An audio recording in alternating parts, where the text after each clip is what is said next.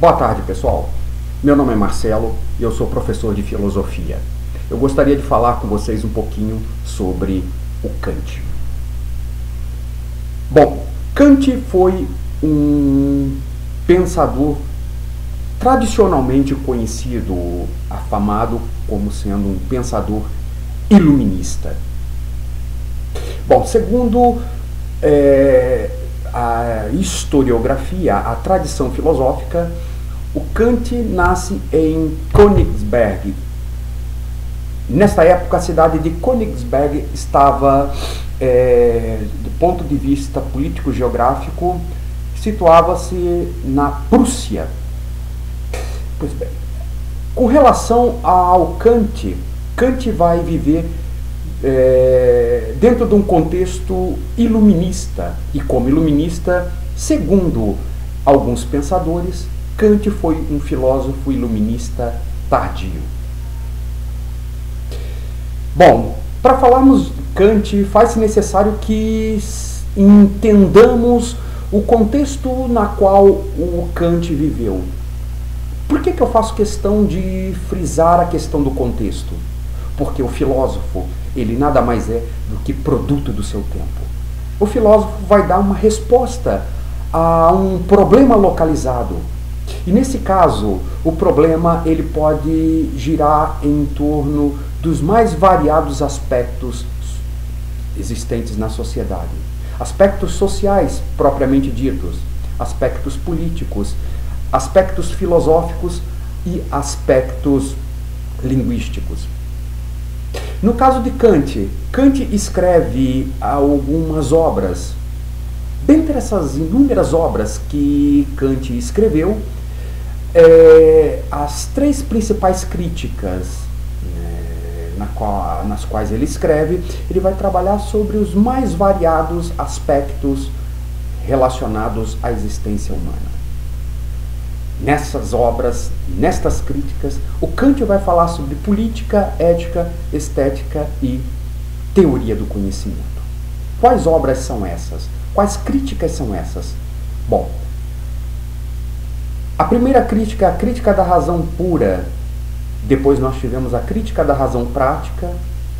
E em terceiro lugar tivemos a crítica do julgamento, ou comumente conhecida como a crítica do juízo. Kant vai escrever também uma outra obra que traz como título A Paz Perpétua. Nesta obra, Kant vai reservar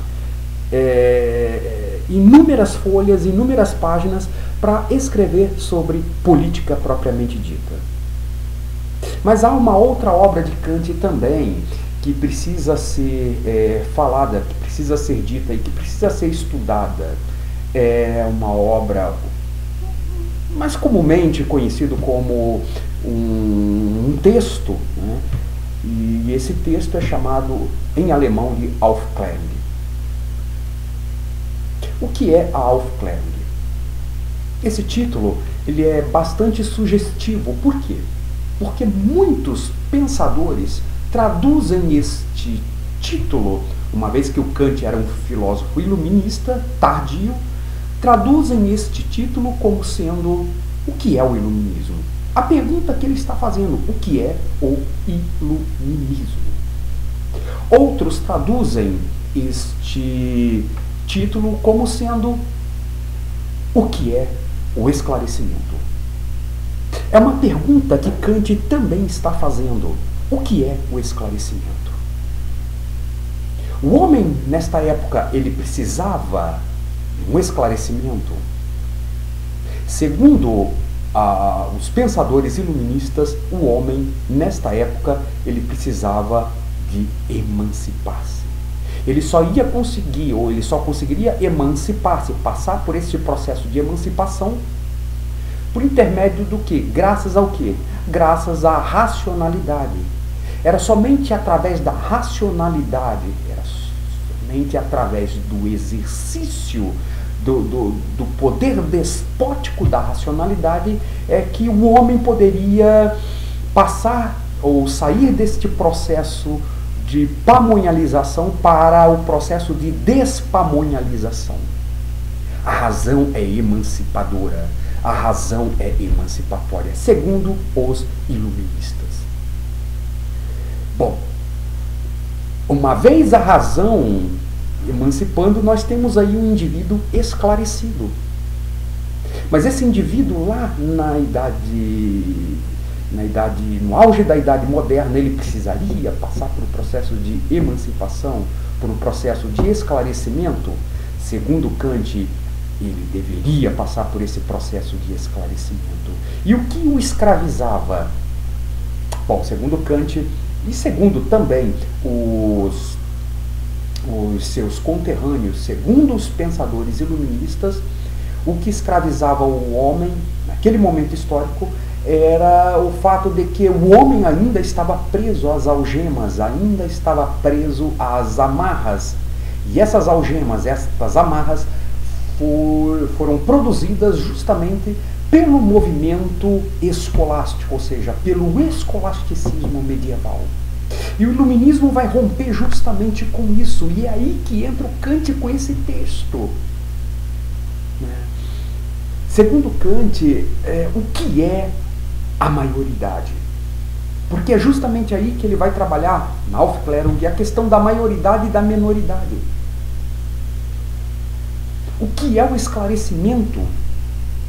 O que é a liberdade? E o que é a razão? Segundo Kant, neste texto. Bom, o que é o esclarecimento para o Kant?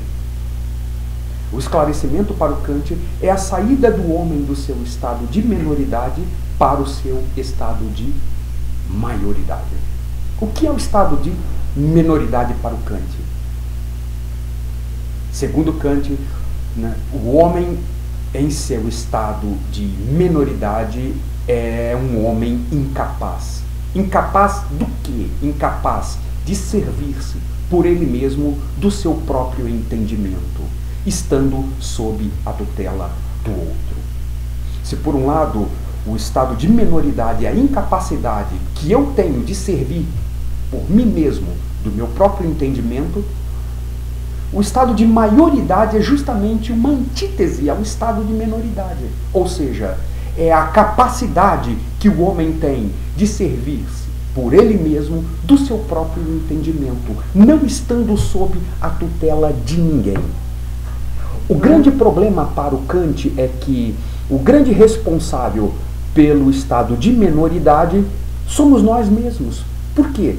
Porque no mau uso da nossa liberdade, por preguiça, pelo mau uso que fazemos da nossa liberdade, nós acabamos transportando para o outro aquilo que é de nossa competência, aquilo que é de nossa responsabilidade, que é pensar por nós mesmos, que é decidir por nós mesmos. Uma vez que decidamos por nós mesmos, uma vez que pensemos por nós mesmos, nós somos capazes, através do uso da racionalidade, com o auxílio dela, única e exclusivamente dela, nós somos capazes de ser agentes transformadores da nossa própria história. Nós somos responsáveis pelo processo de construção e de reconstrução da nossa própria história. Uma vez construindo e reconstruindo a nossa própria história enquanto seres,